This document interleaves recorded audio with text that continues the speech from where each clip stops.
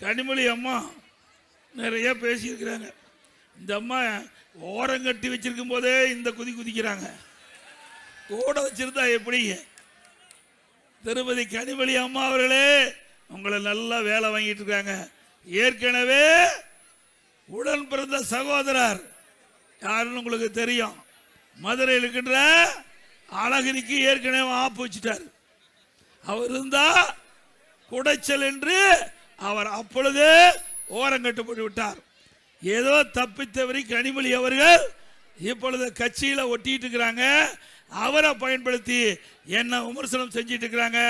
திரு கனிமொழி அவர்களே, உங்க தாத்தா உங்க அப்பாவையே நாங்க பார்த்துட்டோம். உங்களை வந்து சமாளிக்கிறது ஒரு பெரிய பிரச்சனை இல்லை. அவர் அந்த அம்மா சொல்றாங்க, பாவம் கண்டுபிடிச்சிட்டாங்க.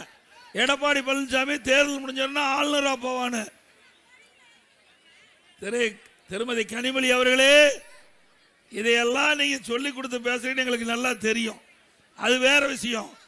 இப்பொழுது சொல்லுகிறேன், அனைத்து இந்திய அண்ணா திராவிட முன்னேற்ற கழக தொண்டன கூட பதவிக்கு ஆசைப்பட்டது கிடையாது.